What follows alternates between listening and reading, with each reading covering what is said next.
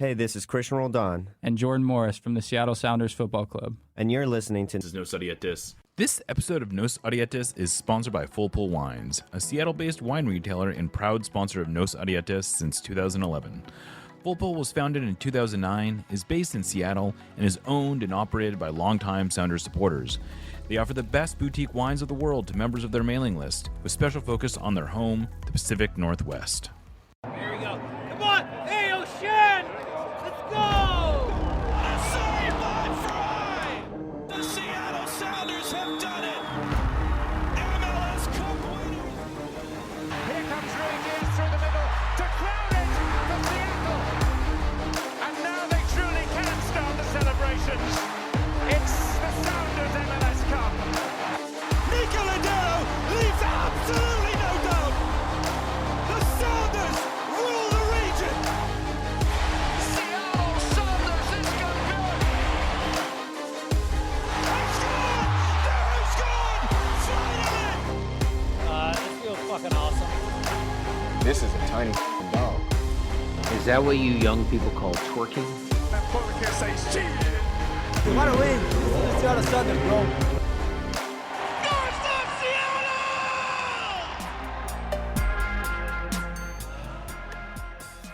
Welcome to another episode of Nos Odietis, sponsored by Full Pull Wines and our subscribers. We're recording on Tuesday, April 23rd, 2024. I am your host, Jeremiah O'Shan. Joining me today is my co-host, Aaron Campo, and our engineer, Lickett. We are officially in uncharted territory. With their 2-0 loss to the Whitecaps, the Sounders are off to their worst ever start.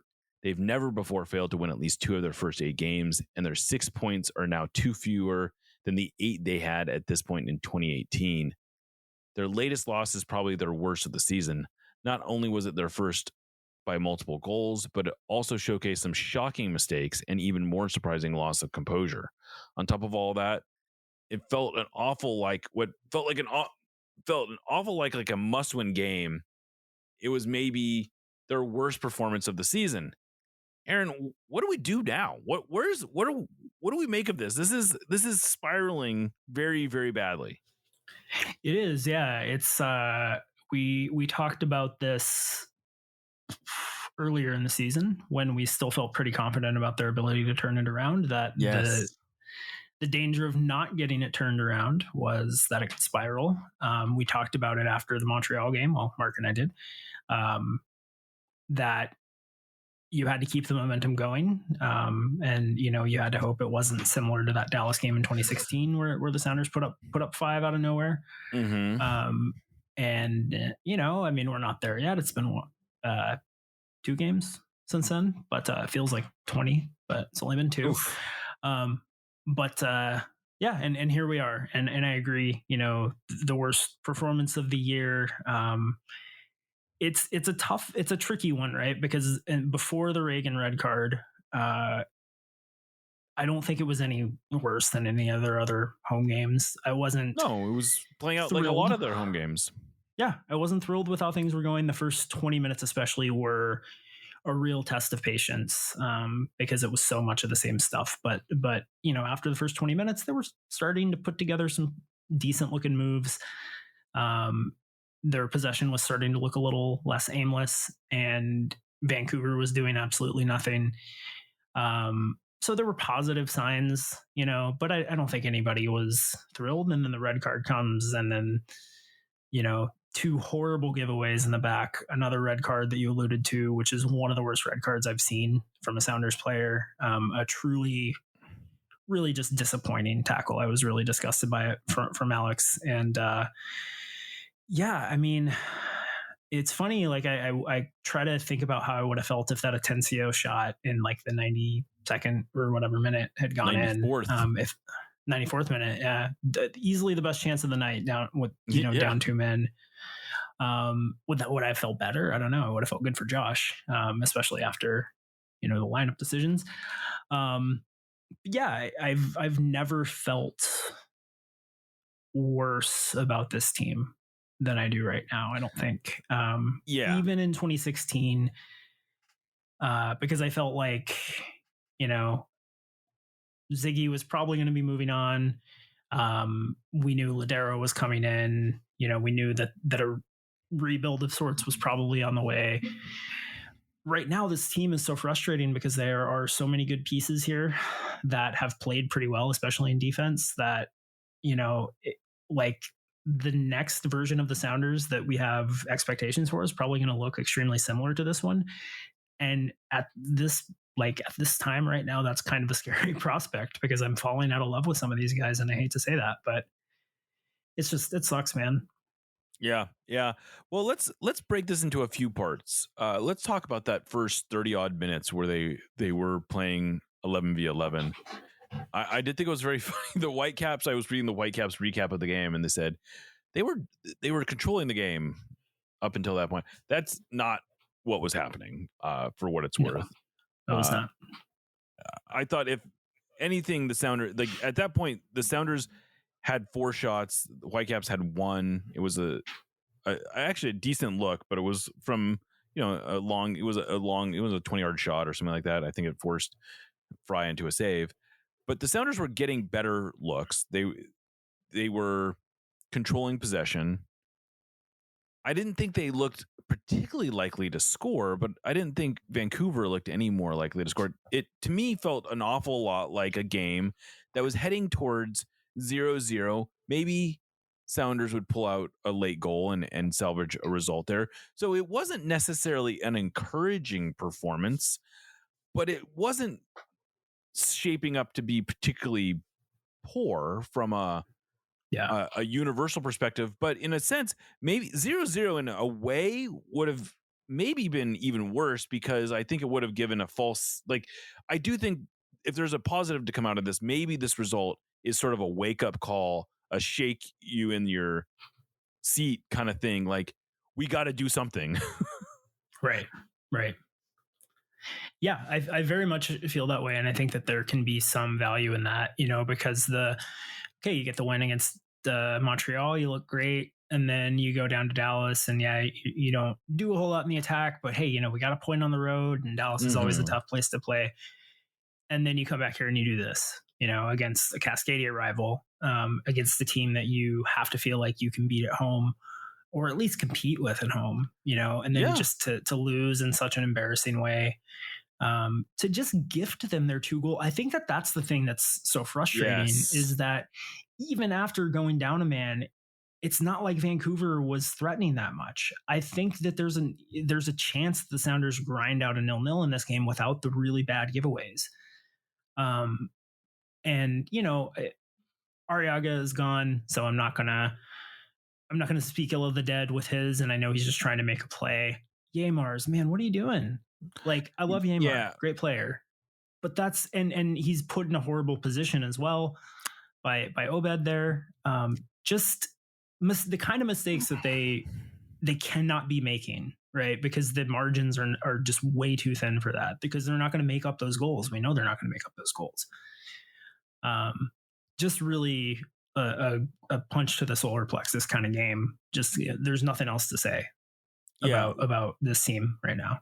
Well, let's move into the next phase of this one. The red card itself. I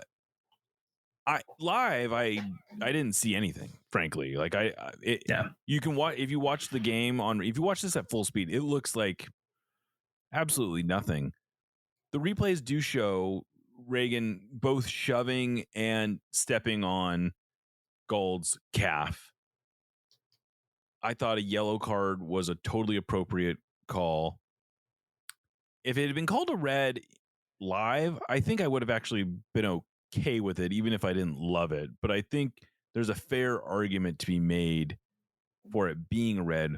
What I don't like is the process that leads to it going to VAR and ultimately sending off Reagan. First of all, I thought this was funny.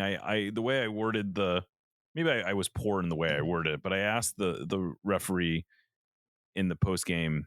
I was able to say, I'm the pool reporter. I was able to submit a question. I asked, like, what about this foul? This play allowed it to rise to serious foul play.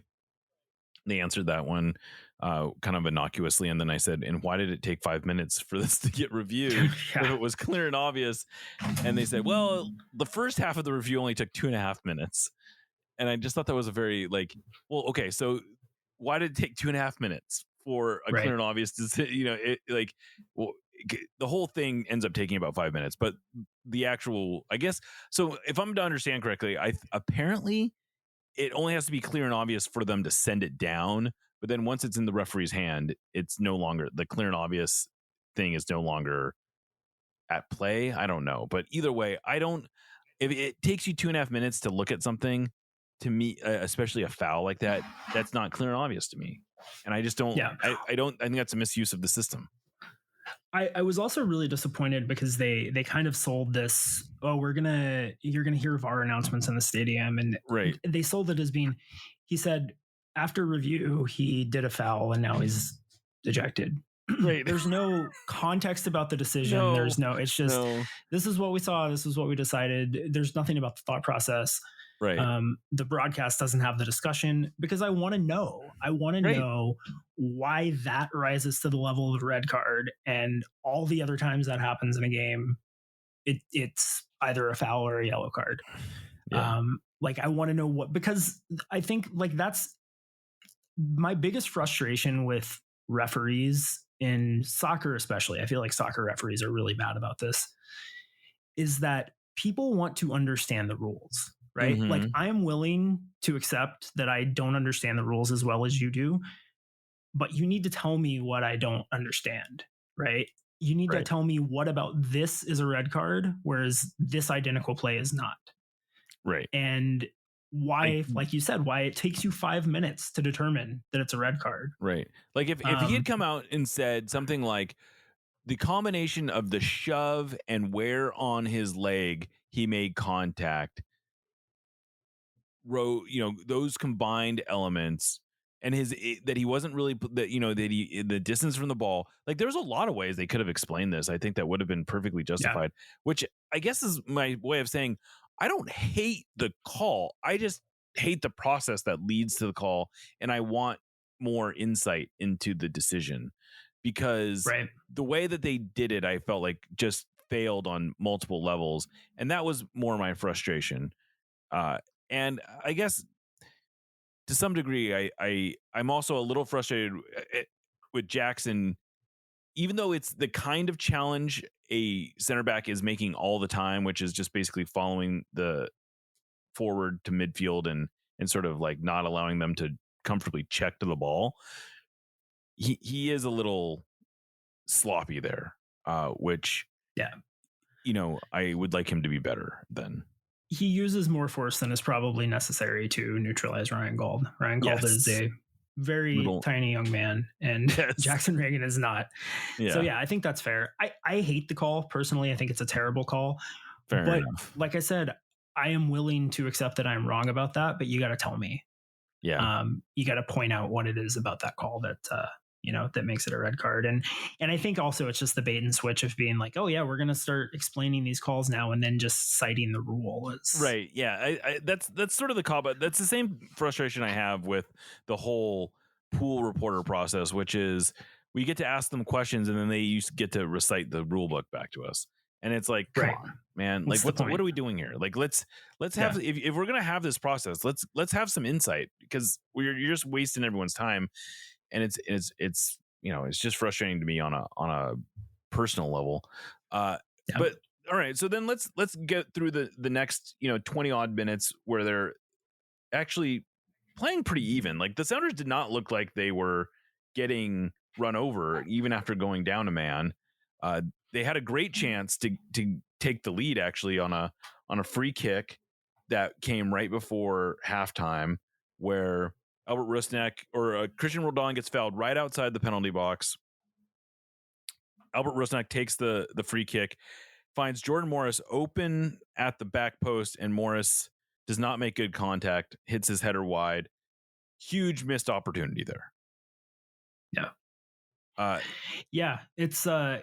was interesting because I actually felt pretty heartened by the response to going down. I thought that the Sounders were actually playing reasonably well.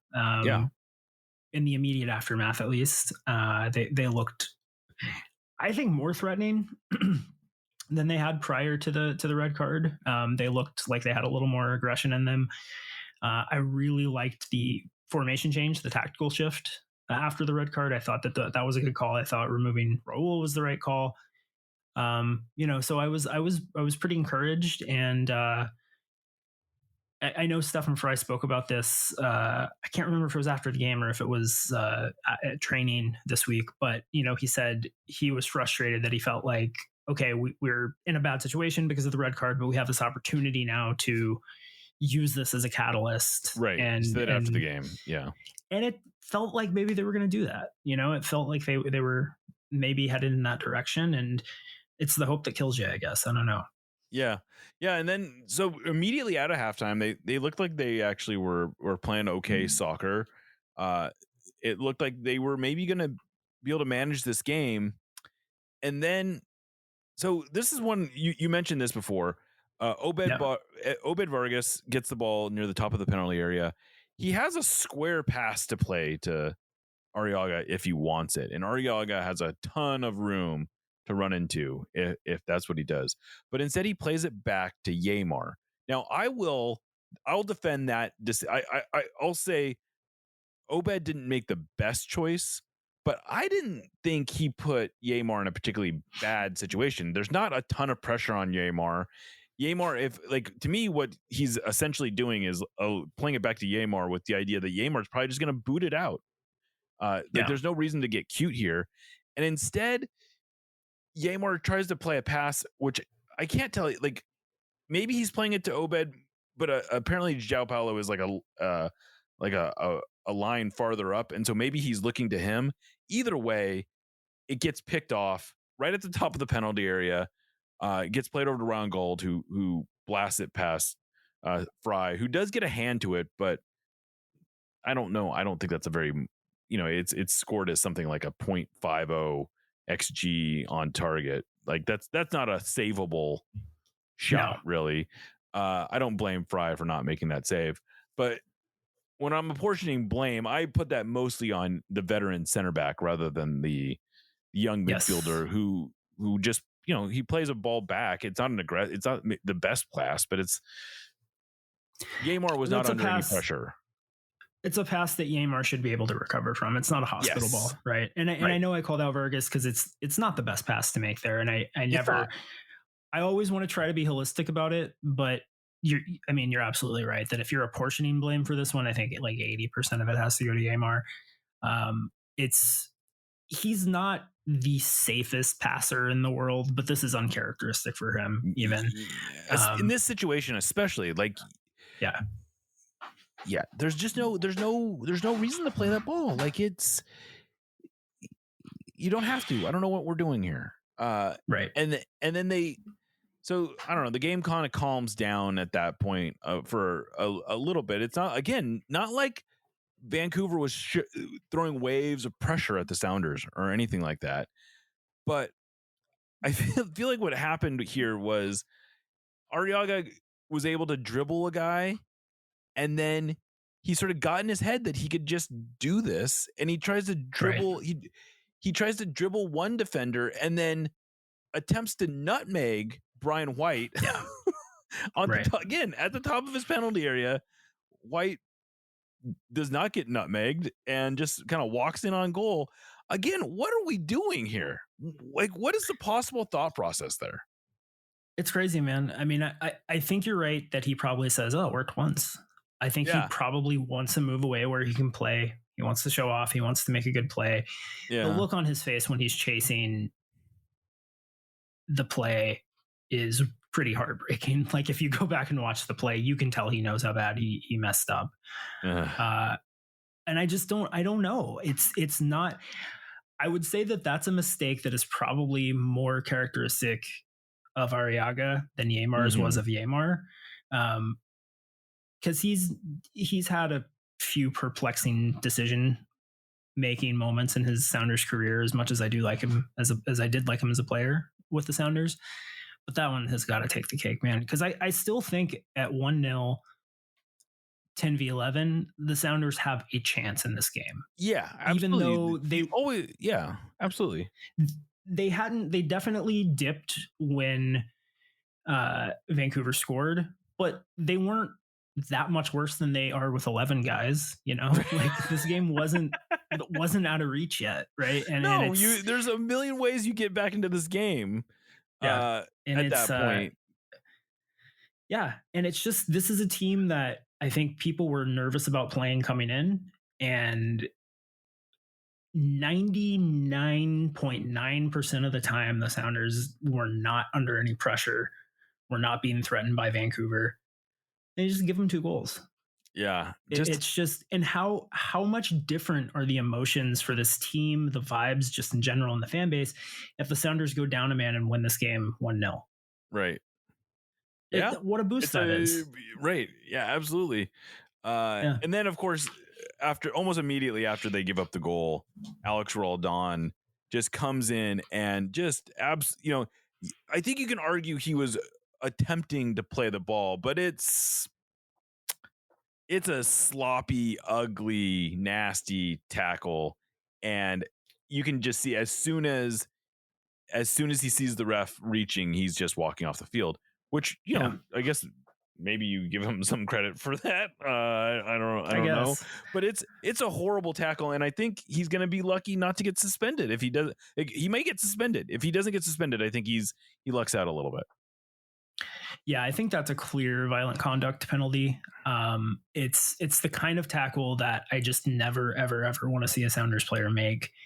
It might be. I mean, I don't remember the last time that they had a tackle that bad. Like, I'm thinking back to the red cards that they've gotten, and none of them are coming to mind as being like that. If an opposition player makes that tackle on a Sounder, I hate them for the rest of their career. And that's one bad, I don't want to say bad break, but one bad break, one plant foot away from being a career ending injury. And I don't think that, I just don't think there's an excuse for it. I think I understand that you're frustrated with the way the team is playing, with the way you're playing, with the way the game has gone. Maybe you feel hard done by the first red card. The season's gone. Sure. I get all of that, but come on, man, you can't do that. And I think I don't, even if he doesn't get suspended, which I find it hard to believe, I don't see how you can, obviously he has to start against Philly, but I don't see how he can start. Like, I feel like he has to lose his starting job for that. I just don't think that you can play the way he has played this season. Look, Nuhu is the scapegoat for a lot of the team's offensive struggles, and I get it. I think Nuhu is a very below par left back, but Nuhu being bad in the attack at left back is sort of baked into the Sounders' game plans and their tactics. Mm-hmm. Alex being this bad is not. He has been at a Nuhu level of an offensive contributor this season, and that combined with just making a tackle like this, making a decision like this, when I think ideally this is a guy that's a leader on your team, Yeah. And, he's an international, he's a veteran. He's been on the team for a long time. He has an inspiring story, all that stuff. Right. But it's just inexcusable. It's really, really disappointing. Yeah, so he'd never gotten a straight red card before during his professional career. Yeah. His only previous red card was a second yellow way back in 2022. So just a really uncharacteristic, dumb decision. He's apparently he might talk to the press this week. I'll be interested to see what he has to say. But I'm with you. I'm inclined, like, I'm inclined to believe that you lose your starting job at least for some period. Yeah. And maybe in that sense, maybe a suspension wouldn't be the worst thing in the world, because it forces that. But right. I was really disappointed. I was really disappointed in the performance. I was really disappointed in the Sounders' response to each different, obstacle that was put in their way. They just failed at every stop on this one, and it does, it's kind of shook me because I really do have some belief in the talent on this team. I believe in the leadership qualities of the team. I think there's a lot of good people here, but this performance was just not anywhere close to good enough holistically. I think what's really frustrating is it seems like we're at a point where anytime it's not like the team falls apart anytime something bad happens, but we're just so far beyond the point where we think they're going to have a actively positive response to when bad things happen. Right. Like when they go down a man, it feels like, all right, well, I hope we can pull out a tie here instead of no. Well, they're at home. Big deal. You go down a man at home, you should be able to get that should be the expectation. And yet, twice this year they've gotten red cards at home. And twice this year, they've dropped points from the position they were already in. That's not good. That's not anywhere close to good enough. This team just has to be responding to adversity better than they are. And I mean, and if they don't, I guess there's going to be inevitably some big changes. Like there has to be. They can't just keep plodding along the way that they are. No, they can't. I don't think that. Obviously the makeup game and just the nature of the fixture congestion means that there have to be changes. Right. But man, I really would like to think that even if they weren't having their hands forced, that there would be some pretty significant changes. And my hope is that in these games where they have to change, that they take, like if there are good performances there, that means something. Yeah. Like one of my biggest frustrations in 2022 was, they went on the road, they beat Toronto FC with a basically fully rotated lineup. And then most of those guys never got back on the field. Yeah. And it was like they just completely abandoned this, like that game meant nothing aside from the points that they picked up. And I just hope that if there are similar performances this year, that they mean something, that they like. It's starting to become like I've resisted this. I've kind of pushed back against this idea that Brian has his guys and he just kind of sticks with them. But the last couple of years, it's getting harder and harder to ignore that. Yeah. It's sort of like once you become a starter in Brian's mind, that it's really hard, that it's your job to lose, and it's your job to lose almost exclusively through effort, not through performance. Yeah. And knowing that he has identified this as a shortcoming that he has in the past and that it's still a problem is just like is really frustrating. And I think that when I saw that lineup against Vancouver, I was trying so hard not to be negative because I really wanted to win that game. I really, really wanted that to be the game when they turned around. And then when they came out and they played the way they did the first 15, 20 minutes, just, mindless possession around the back, passing around the back for 30 seconds, 10, 15 passes. And then, okay, we're going to try to go downfield, but it's going to be a low percentage long ball into touch. How can that be the plan?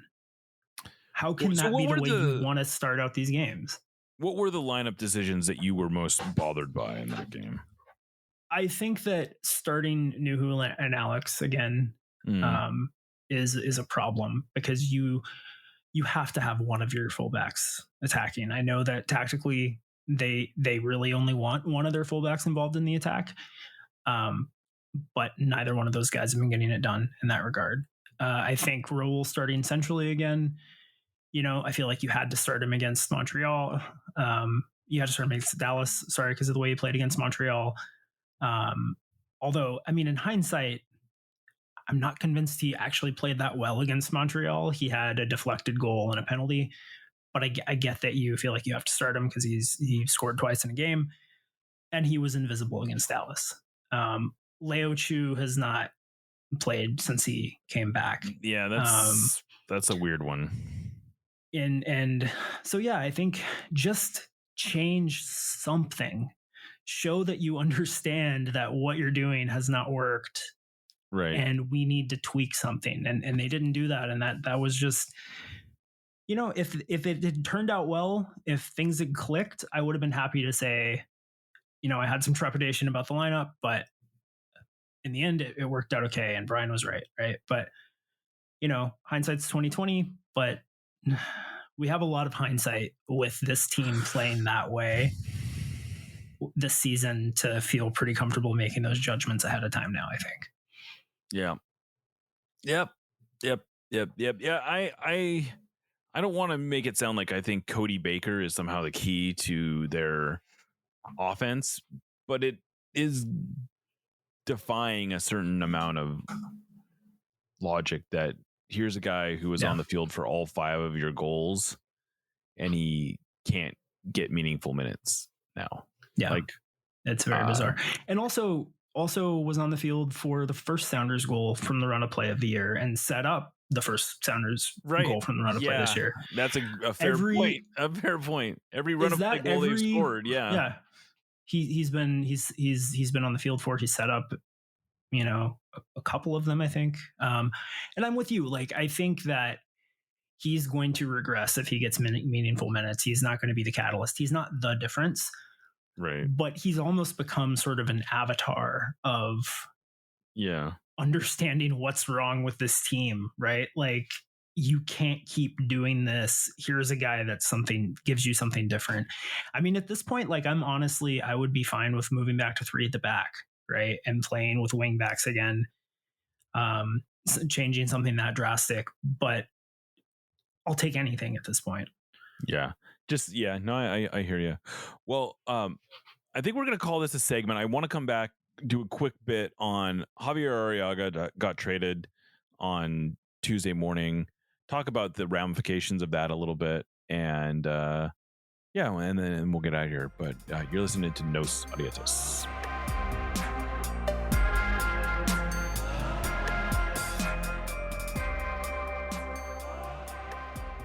Welcome back to Nos Audiatus. So there was one big piece of news that came out on Tuesday. Javier Arriaga has been traded to the New England Revolution. Essentially, it's a salary dump. The Sounders are getting a 2025 international roster spot, which they can potentially flip, I suppose. They already had 2 open international roster spots, so they probably don't need that spot. It's not for this year anyway. But then they also potentially get up to $75,000 in 2025 GAM if Arriaga is still on the roster with the Revs next year. But the big prize, I suppose, is just simply clearing Arriaga's salary off their books. Looks like he was probably due to make somewhere in the $800,000 range this year. And this combined gives the Sounders probably about $1 million of flexibility to go out and make some summer moves. I suppose if they're good about it, they could potentially make 2 summer moves. They could make a U22 signing who would only count $200,000 against the cap, maybe even less than that because it's mid-season. And then they could sign like a TAM level type player as well. Those could potentially change. They could give them the Sounders a boost, but it should be noted there's only going to be like 8 games left when the summer transfer window, or that's not quite right. I think there's going to be about 12 games left when the summer transfer window opens. But, the season could be cooked by then. Yeah. It could. Yeah. I don't know. What do you make of this move? Do you like it? Do you feel like it was? I like that they made the move. I don't. Yeah, sure. I mean, they had to make the move. I think if you get through this window and he is still on the team, that is a dramatic failure. As it stands, it's only kind of a failure, right? Like, I think we may or may not have talked about this in a episode we may or may not have already recorded, but I think that the actual ramifications of making the move now versus not picking up his option are probably not that significant. I don't know that they would have made a move in this window even if they hadn't had him on the roster from the start. But I think that it betrays maybe a certain level of naivety or just a pretty dramatic misreading of the market that they obviously thought there was going to be much more of a trade market for him than there ended up being. Yeah. It was very obvious to every team in the league that the Sounders had to move him. And I think most teams were just willing to wait until they were absolutely desperate to give up as little as they possibly could. And, ultimately he's off the roster. It's over and done with. And I liked Arriaga as a player. And, I think I had really high hopes for him. Yeah. I was convinced he could be a defensive player of the year type player if he, but never quite lived up to his potential. No. I don't think. But I mean, I think at their best, he and Yamar were a good pairing. I think if the Sounders don't end up with Reagan and Reagan doesn't, I think, outperform all of everyone's expectations and end up being the pretty clear starter, I think Arriaga is probably still a starter on this team. I don't think the Sounders would have felt the need to go out and replace him. That's probably fair. I think the signing was a good one. He contributed to some good Sounders teams. I think the way that his exit was handled was not great. But I think that that's more about the process that led to it rather than the actual outcome of it. Because unless the caveat there is they could have moved him for actual assets last year and decided to hold out because they felt like they could get more for him, I don't know if that's realistic or not. I know that there were rumors of that, but we were also supposed to be selling Nuhu to PSG, like 5 years ago. So who knows whether or not those rumors are valid. I don't know how much the Sounders were ever offered. I always kind of got the impression that they were constantly getting lowballed or what they felt were lowball offers for Arriaga. Right. I don't doubt that they were offered more than what they got for him, which was on the high side, probably the equivalent of $300,000 GAM. Like, I can't imagine they were getting offered much less than that. Yeah. But I think they miscalculated the market for him. One of our Sounder at Heart colleagues, Andrew Pearson, has sort of likened this to a fantasy football player who drafts 5 quarterbacks and figures I cornered the market on quarterbacks, so their teams are going to have to come to me to get quarterbacks, and then no one wants to deal with you. Right. And that's sort of the situation the Sounders were in, which was, Arriaga is probably better than some of these other guys that we can get on the open market, but we don't have to pay, $1 million in GAM to get them. And it wasn't like the Sounders were showcasing, like, I don't know what the play was. Like, they weren't showcasing him, they weren't putting him in the shop window.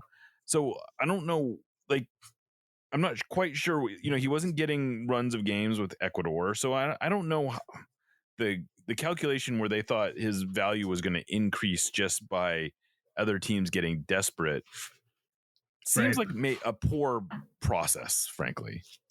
Yeah, I think so. I think that's my biggest frustration with it, because it's a very much a like closed market type of approach where, hey, there's only,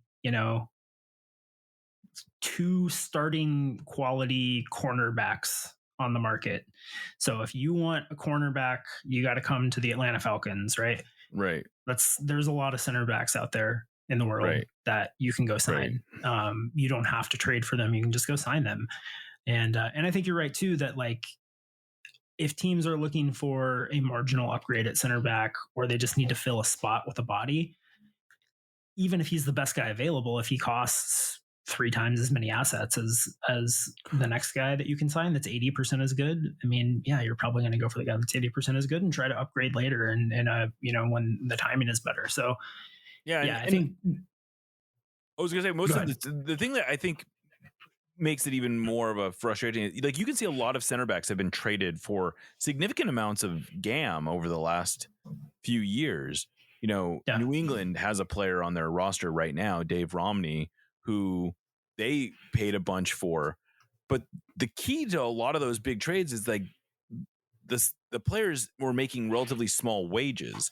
And so in the case of, Romney, I guess they re-signed him at TAM, and that seems to be like the center back situation at New England seems to be quite a mess. They have a lot of high paid center backs who are not performing up to the level that they want. But that's not our problem. Right. The situation, but my point is that for $750,000, if you're paying a player $750,000-$800,000, you can go out into the open market and find some decent players without having to give up a bunch of GAM. And that was sort of the miscalculation that the Sounders made. I think I do think on some level they were presenting it as if no, we actually want Arriaga, and we're willing to. The reason we're re-signing him is because we want him. But that always felt like sort of posturing, because if that was really true, you don't go out and you don't sign Nathan. Yes, absolutely. And that's and the part whether you want him or not, he's on the bench. So yeah, right. Like he was an insurance policy. Like the idea was that he was an insurance policy. And of course it's a little ironic that as soon as that insurance policy was going to be useful with Reagan being out, they literally traded him like immediately. So I think that pretty clearly exposes the Sounders were in a position where they just realized that if this was their chance to trade Arriaga, and the nightmare scenario was they don't trade him, they have to hold on to him, and they can't get rid of him during the summer transfer window.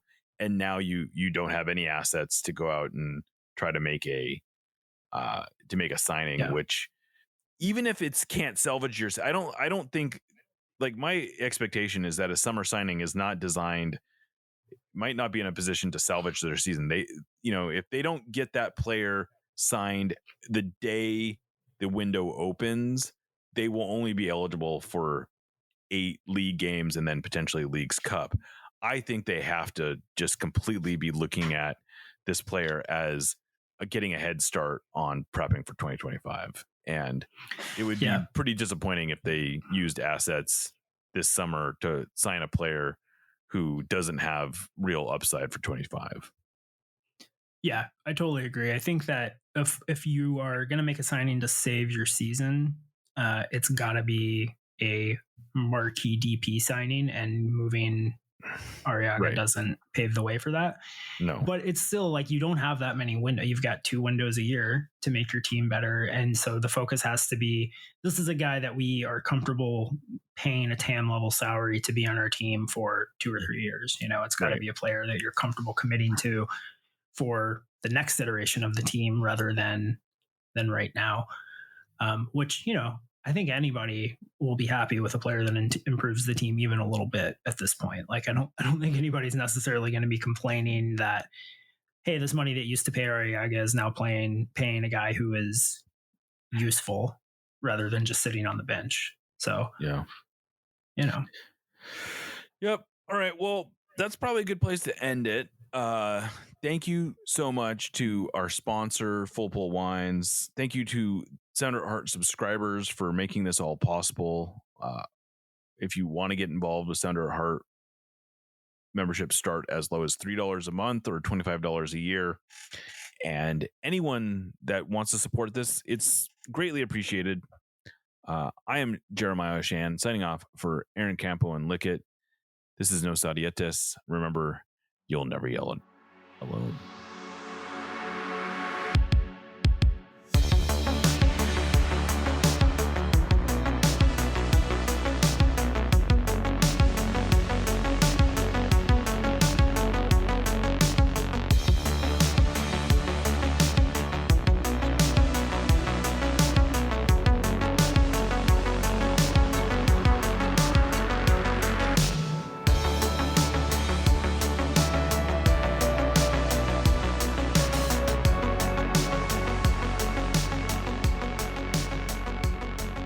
We love you. Let's win another one!